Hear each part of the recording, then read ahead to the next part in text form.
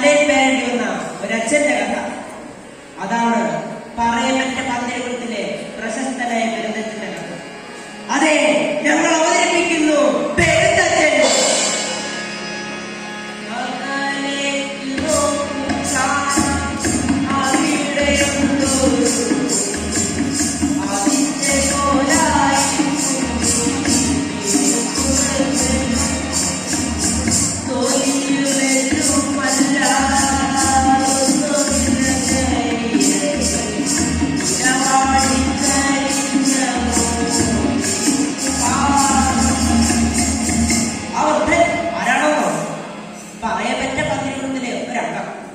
തച്ചുശാസ്ത്രത്തിലും ശില്പവിദ്യയിലും അതീവജ്ഞാനിയായ പെരുന്തച്ഛൻ. ശില്പചാതുര്യം കൊണ്ട് വിശ്വപ്രഭ നേടിയ ഉളിയന്നൂർ തച്ചൻ. അതൊക്കെ പഴയ കഥ. ഇന്നോ ചിന്തയെടുത്ത് മെരുക്കിയെടുത്താൽ ശില്പപ്രതാപത്തിന്റെ സ്ഥിതി മങ്ങിയിരിക്കുന്നു. കാലത്തിന്റെ കറുത്ത വിരലുകൾ ആ കണ്ണുകൾ ഇരുട്ടു വെച്ചു, കാതുകളുടെ ഒച്ചകൾ. പക്ഷെ ആ ജീവശാസ്ത്രം അത് മാത്രം കൊടുക്കുകയില്ല. മനസ്സിലോർമ്മകൾ കനലെ പോലെ കെടാതെ തെളിയുമ്പോൾ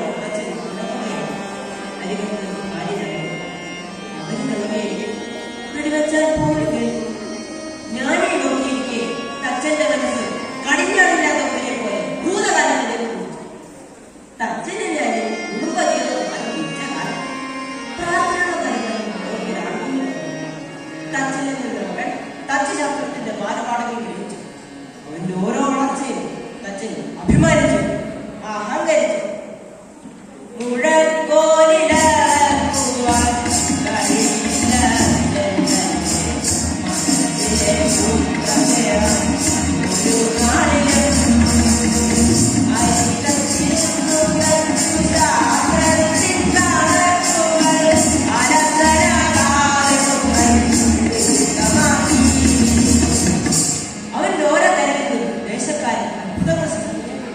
തച്ചുശാസ്ത്രത്തിലും ശില്പവിദ്യയിലും എന്നല്ല, എല്ലാ സൂത്രപ്പടകളും പൊടിക്കൈകളും പ്രയോഗിക്കുന്നതിലും വിരുദ്ധൻ. ക്ഷേത്രത്തിന്റെ ഗോപുരമുണ്ടാക്കിയ ആകെ ഇപ്പോഴും ചെറുചരിപ്പിക്കാമെന്ന് തോന്നും. അത്രയ്ക്ക് ജീവസ്കൃതാണ് എന്റെ ഓരോ ശില്പവും. അങ്ങനെ എനിക്ക് നാട്ടുകാരുടെ ആവശ്യപ്രകാരം ഉളിയന്നൂർ പുഴയ്ക്ക് ഒരു പാലം വളർന്നു. പാലത്തിനടിയിൽ ഒരു നേരം പോക്കി തച്ചനെ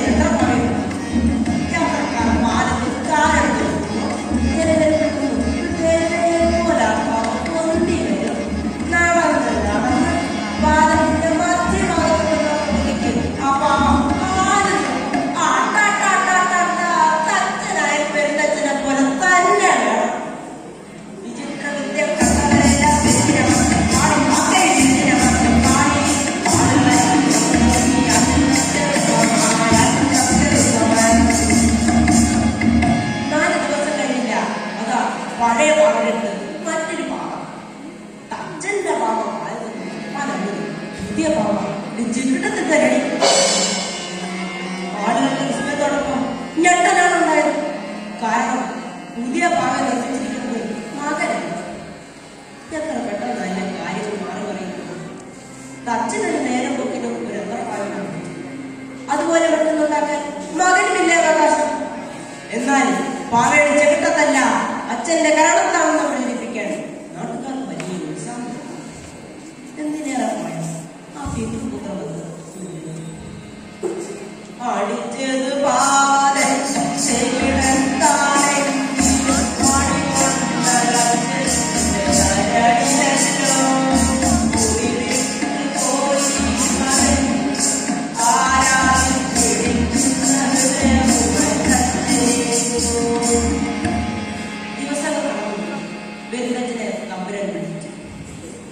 പെരുന്തച്ഛ, നമ്മുടെ കോലില് ഒരു ആനപ്പന്തല് പണിയണം, കേമയണം.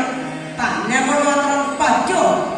തച്ചന്റെ മനസ്സിനെ പെരുന്തച്ഛനായ തന്നോട് തച്ചുവിനെ കുറിച്ചൊരാണെങ്കിൽ പറയുന്നത് ആദ്യമായിട്ടാണ്. എന്റെ പത്ര ആരെയൊക്കെയാണ് തന്നെ കൊണ്ട് മാത്രം പറ്റില്ല. ഒറ്റനെ കൂടെ കൂട്ടിക്കോളൂ.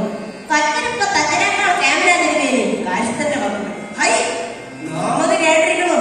അതുകൊണ്ടല്ല പറഞ്ഞത്, അയാളുടെ അടുത്തും കൂടെ ആലോചിച്ചിട്ട് കാര്യങ്ങൾ ചെയ്താൽ മതിയെന്ന്. ആ വാക്കുകൾക്ക് ഈ തുണിയെല്ലാം ഓടിച്ചുള്ളതായി പക്ഷേ എല്ലാ വികാരങ്ങളും ഉള്ളിലൊതുക്കിക്കൊണ്ട് തമ്പുരാന്റെ കൽപ്പന അനുസരിക്കാൻ തീരുമാനിച്ചു. മകനെ വിവേകം കുട്ടി മകന് സന്തോഷമായി ആനപ്പന്തന്റെ ഉത്സാഹത്തോടെ നടക്കുകയാണ്.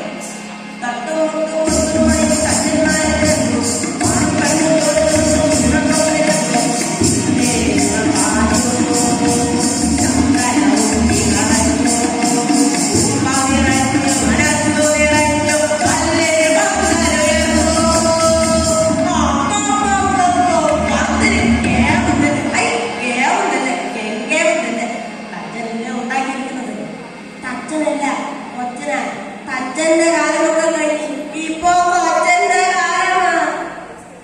ആളുകൾ അങ്ങനെ പരസ്യം ആയിരം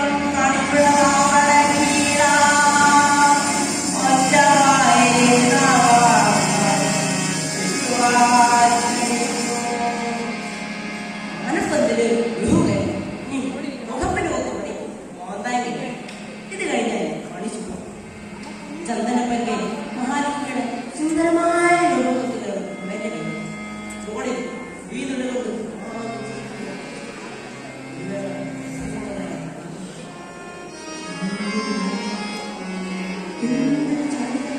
അതാ പെട്ടെന്ന്